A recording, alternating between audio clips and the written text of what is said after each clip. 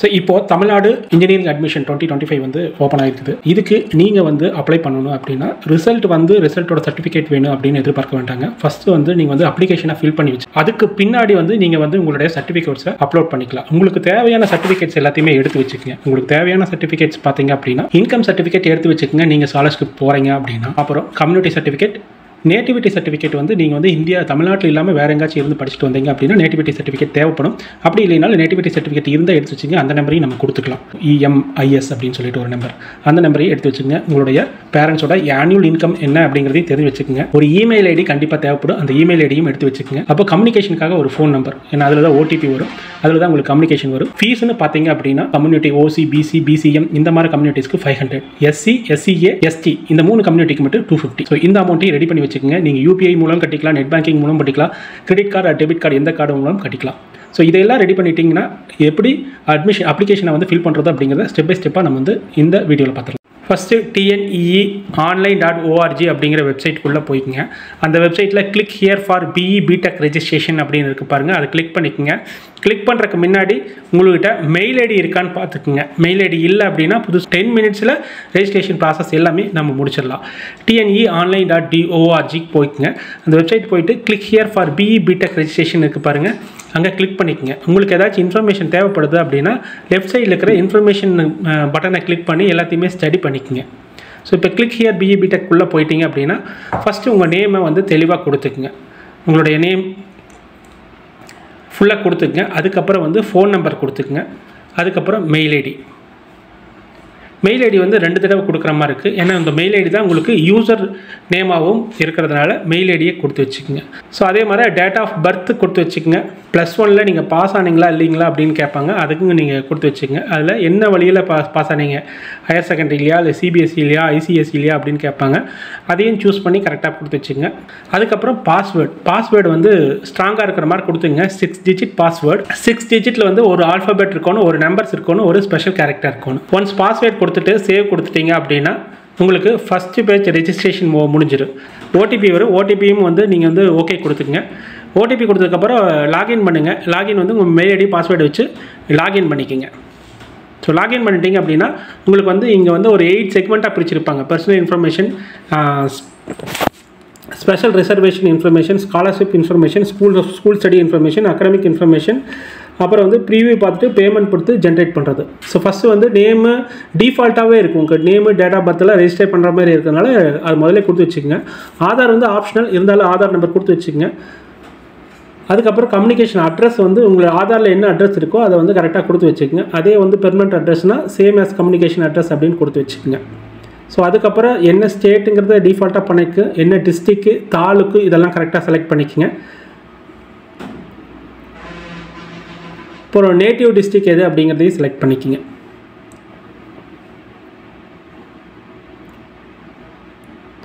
So இதுக்கப்புறம் நீங்கள் வந்து உங்களுடைய நேட்டிவ் மாவட்டத்தின் குடியுரிமை என்ன பஞ்சாயத்தில் இருக்கிறீங்களா இல்லை முனிசிபாலிட்டியில் இருக்கிறீங்களா அப்படிங்கிறதையும் செலக்ட் பண்ணிக்கோங்க. அதுக்கப்புறம் gender, nationality, nativity, mother tongue இது எல்லாத்தையுமே டிஃபால்ட்டாக இருக்குது செலக்ட் பண்ணிக்கோங்க. ஸோ அதுக்கப்புறம் கம்யூனிட்டியில் வரதில் ரிலீஜன், கம்யூனிட்டி, கேஸ்ட்டு, அதுக்கப்புறம் கம்யூனிட்டி சர்டிஃபிகேட்டோட நம்பர்.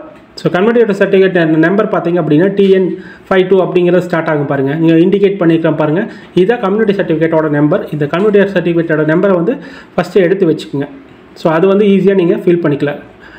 அப்ளிகேஷன் ஃபில் பண்ணும்போது அதை போய் தொலைவிட்டு கொண்டாங்க. கம்யூனிட்டி சர்டிஃபிகேட்டோட நம்பரை ஃபஸ்ட்டு எடுத்து வச்சுக்கோங்க. அப்புறம் name of father, name of mother, அவங்களுடைய மொபைல் நம்பர். ஸோ இதெல்லாமே வந்து ஃபில் பண்ணி வச்சுக்கோங்க.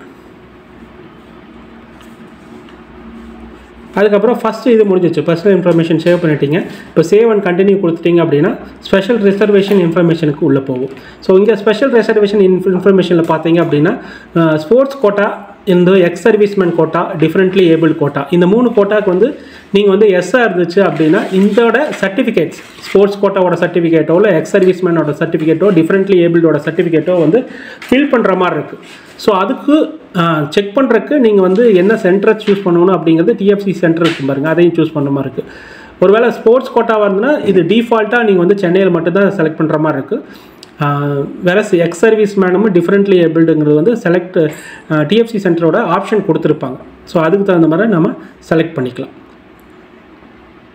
Scholarship information. ஸோ பேரண்ட்டோட ஸ்காலர்ஷிப்பு என்ன தொழில் பண்ணுறாங்க, எவ்வளோ இன்கம் வாங்கியிருக்காங்க இன்கம் வாங்குறாங்க அப்படிங்கிறது எல்லாமே எடுத்துக்கோங்க. முடிஞ்சால் ஒரு இன்கம் சர்டிஃபிகேட்டை முதல்ல எடுத்து வச்சுக்கோங்க. ஸோ அது வந்து ரொம்ப ஈஸியாக இருக்குது உங்களுக்கு. ஸோ நீங்கள் ஃபஸ்ட்டு கிராஜுவேட்டாக அதே மாதிரி நீங்கள் வந்து ஸ்காலர்ஷிப் ஏதாச்சும் அப்ளை பண்ண போகிறீங்க அப்படின்னா அந்த ஸ்காலர்ஷிப்பை சூஸ் பண்ணிக்கோங்க. அதே மாதிரி எஜுகேஷன் லோனுக்கு இது வாங்க போகிறீங்க அப்படின்னா அது எஸ் ஆர் நோ அப்படிங்கிற ஆப்ஷனை சூஸ் பண்ணிக்கோங்க. அதுக்கப்புறம் சேவ் அண்ட் கண்டினியூ கொடுத்துட்டீங்க அப்படின்னா ஸ்கூலோட இன்ஃபர்மேஷன் ஃபுல்லாகவே செலக்ட் பண்ணுற மாதிரி இருக்குது. ஸ்கூல் வந்து எங்கே இருக்குது, இது வந்து ஸ்டேட் கவர்மெண்ட்டாக சென்ட்ரல் கவர்மெண்ட்டாக கவர்மெண்ட் எடா ப்ரைவேட்டாக அப்படிங்கிறத செலக்ட் பண்ணிக்கங்க. அது என்ன லொக்கேஷனில் இருக்குது, கார்பரேஷனாக முனிசிபாலிட்டியில் இல்லை டவுன் பஞ்சாயத்துலையா இல்லை வில்லேஜ் பஞ்சாயத்தில் இருக்குதா அப்படிங்கிறத சூஸ் பண்ணிக்கங்க. அது மாதிரி have you studied 8th standard to 12th standard வந்து தமிழில் படிச்சிங்க அப்படின்னா இருக்குது, தமிழ்நாட்டில் தான் படிச்சிங்களா அப்படிங்கிறது இருக்குது. ஆர்டிஐ மூலம் வந்து நீங்கள் வந்து 6th to 8th படிச்சிங்களா இல்லை அப்புறம் அதுக்கப்புறம் வந்து 9th to 12th வந்து கவர்மெண்ட் ஸ்கூலில் படிச்சிங்களா அப்படின்னு கேட்குறாங்க. அந்த இன்ஃபர்மேஷன் கரெக்டாக பார்த்து ஃபில் பண்ணிக்கோங்க. அதே மாதிரி 6th to 8th வந்து நீங்கள் வந்து அரசு பள்ளியில் படிச்சிங்களா அப்படிங்கிறதையும் கரெக்டாக பார்த்து சூஸ் பண்ணிக்கோங்க. ஸோ இதை சூஸ் பண்ணதுக்கப்புறம் நீங்கள் வந்து 6th-லேருந்து 12th வரல எந்த இயரில் பாஸ் ஆனீங்க, எந்த ஸ்டேட்டில், எந்த டிஸ்ட்ரிக்டில், எந்த பிளாக்கில், எந்த ஸ்கூலில் படிச்சிங்க அப்படிங்கிற இன்ஃபர்மேஷன் ஃபுல்லாகவே ஃபில் பண்ணுற மாதிரி இருக்குது. ஸோ பார்க்குறதுக்கு பெருசாக இருந்தாலும் நீங்கள் ஒரே ஸ்கூலில் படிச்சிருந்தீங்க அப்படின்னா 6th மட்டும் ஃபில் பண்ணி எல்லாத்துக்குமே காமன் இதில் தான் படித்தோம் அப்படின்னு apply 6th standard school name to all அப்படின்னு கொடுத்தீங்க அப்படின்னா 6th என்ன ஃபில் பண்ணிக்கிறீங்களோ அது எல்லாமே 12th வந்துடும். இதை முடிச்சிட்டிங்க அப்படின்னா அகடமிக் இன்ஃபர்மேஷன். ஸோ நீங்கள் வந்து என்ன குரூப்பில் படிச்சிங்க அப்படிங்கிற இன்ஃபர்மேஷன் கொடுக்குறது அந்த அகடமிக் இன்ஃபர்மேஷன். அதே மாதிரி என்ன மீடியமில் படிச்சிங்க, தமிழ் மீடியமில், இங்கிலீஷ் மீடியம்லாம் படிச்சிங்களா அப்படிங்கிற இன்ஃபர்மேஷன்.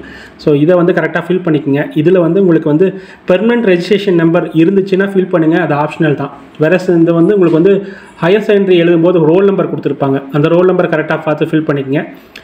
தேர்ச்சி பெற்ற ஆண்டு இப்போ 2025னா 2025ன்னு கொடுத்துக்குங்க. என்ன குரூப், வொகேஷனல் குரூப்பா அகடமிக் குரூப்பான்னு பார்த்துங்க. முக்கால்வாசி அகடமிக் குரூப் பார்த்தீங்க அப்படின்னா அகடமிக் குரூப்பை செலக்ட் பண்ணிக்கங்க. அதில் என்ன குரூப், ஃபிசிக்ஸ் கெமிஸ்ட்ரி மேக்ஸ் ஸ்டாட்டிஸ்டிக்ஸா, ஃபிசிக்ஸ் கெமிஸ்ட்ரி மேக்ஸ் பயாலஜியா, ஃபிசிக்ஸ் கெமிஸ்ட்ரி மேக்ஸ் கம்ப்யூட்டர் சயின்ஸா அப்படிங்கிறத கரெக்டாக பார்த்து சூஸ் பண்ணிக்கோங்க. நீங்கள் வந்து நீட்டு, ஜேஇஇ அதே மாதிரி ஏதாச்சும் வேறு ஏதாச்சும் entrance maritime university common entrance எக்ஸாமுக்கு இது எழுதிருக்கீங்களா அப்படிங்கிற ஆப்ஷன் கேட்கு. அது இருக்குதுன்னா இருக்குதுன்னு கொடுங்க, இல்லைன்னா இல்லைன்னு கொடுங்க.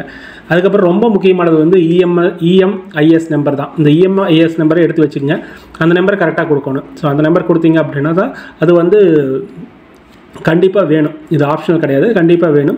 அப்படி நீங்கள் வந்து இஎம்ஐஎஸ் நம்பர் இல்லை அப்படின்னா அதுக்கான ரீசனை சொல்லணும், ஏன் வந்து என்கிட்ட இல்லை அப்படிங்கிறத ரீசனை சொல்லணும். ஸோ நேட்டிவிட்டி, உங்களுக்கு வந்து நேட்டிவிட்டி வந்து தமிழ்நாடு தான் அப்படிங்கிறத ப்ரூஃப் பண்ணுறதுக்கு பிறப்புச் சான்றிதழோட சர்டிஃபிகேட் நம்பர் கொடுக்கணும். இது வந்து என்ன அப்படின்னா நீங்கள் வந்து ஒரு 5 வருஷம் வெளியே படிச்சிருந்தீங்க அப்படின்னா தான் இது வந்து ஆப்ஷனல் தான். ஸோ அதனால் வந்து நேட்டிவிட்டி சர்டிஃபிகேட்டோட நம்பர் இருக்கணும் அப்படிங்கிறது ஆப்ஷனல் தான்.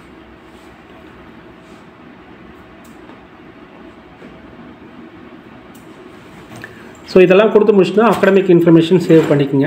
ஸோ ஆல்மோஸ்ட் எல்லாமே முடிஞ்சிருச்சு. இது ஒரு தடவை ஃபுல்லாகவே பார்த்துங்க. Personal information, special reservation, scholarship information, ஸ்கூலோட இன்ஃபர்மேஷன், அதே மாதிரி அகடமிக்கோட இன்ஃபர்மேஷன் எல்லாத்தையுமே பார்த்துட்டிங்க அப்படின்னா, ப்ரீவியூ பார்த்துட்டிங்க அப்படின்னா கண்டினியூ டு பேமெண்ட்டுக்கு நம்ம போயிடலாம்.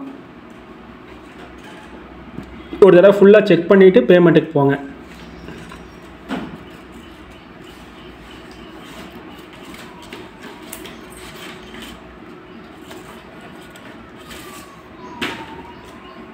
ஸோ கண்டினியூ டு பேக் போகும்போது ரொம்ப இம்பார்ட்டண்ட்டாக பார்த்துக்குங்க, நம்ம கரெக்டான இன்ஃபர்மேஷன் எல்லாமே கொடுத்துருக்கோமா அப்படின்னு சொல்லி பார்த்துட்டு கண்டினியூ டு பேக்கு போங்க. பேக் போட்டிங்க அப்படின்னா பேமெண்ட் கேட்வேயில் பார்த்தீங்க அப்படின்னா 4 பேங்க்ஸ் கொடுத்துருப்பாங்க. Canara bank, Indian bank, Indian overseas, HDFC பேங்க்னு கொடுத்துருப்பாங்க. ஸோ நம்ம பேங்க் வரல அப்படின்னு வருத்தப்பட வேண்டாங்க. இப்போ நம்ம ஹெச்டிஎஃப்சி பேங்க் உள்ளேயே போனீங்கனாலும் உள்ளே வந்து உங்களுக்கு வந்து QR கோடு மூலம் பண்ணிக்கலாம், UPI-ID மூலம் பண்ணிக்கலாம், நெட் பேங்கிங் மூலம் பண்ணிக்கலாம். ஸோ நீங்கள் டிஃபால்ட்டாக UPI-IDயில் பண்ண போகிறீங்க, இல்லைன்னா ஸ்கேன் பண்ணி பண்ண போகிறீங்க அப்படின்னா ஈஸியாக இதுலேயே பண்ணிக்கலாம். ஸோ UPI-ID ஸ்கேன் இது யூஸ் பண்ணிங்க அப்படின்னா எந்த பேங்க்லேருந்து வேணால் நீங்கள் வந்து பண்ணிக்கலாம். ஸோ ஜிபேவோ இல்லை வந்து வேறு எந்த ஃபோன்பேவோ எந்த பே வேணால் யூஸ் பண்ணி பண்ணிக்கலாம். ஸோ ஒன்ஸ் பேமெண்ட் முடிச்சிட்டிங்க அப்படின்னா நீங்கள் வந்து மறுபடியும் வந்து லாகின் பண்ணி ஜென்ரேட் ரிப்போர்ட் அப்படின்னு கொடுத்தீங்க அப்படின்னா உங்களுக்கு வந்து ரிப்போர்ட்டை வந்து டவுன்லோட் பண்ணி பார்த்துக்கலாம் அப்படிங்கிற மாதிரி இருக்குது. ஸோ ஒன்ஸ் நீங்கள் வந்து டவுன்லோட் பண்ணி நீங்கள் கொடுத்த இன்ஃபர்மேஷன் எல்லாமே கரெக்டாக இருக்கா அப்படிங்கிறத பார்த்துக்குங்க. ஸோ இதை முடிச்சிட்டிங்க அப்படின்னா ஆல்மோஸ்ட் நீங்கள் வந்து அப்ளிகேஷனை வந்து ஃபில் பண்ணுற ப்ராசஸ் முடிச்சாச்சு. ஒன்ஸ் வந்து அப்ளிகேஷன் ப்ராஸ் பண்ணி முடிச்சிட்டிங்க அப்படின்னா ஒரிஜினல் சர்டிஃபிகேட்ஸ் எல்லாம் அப்லோட் பண்ணுறது வந்து எப்படி அப்படிங்கிறத நெக்ஸ்ட் வீடியோவில் பார்ப்போம்.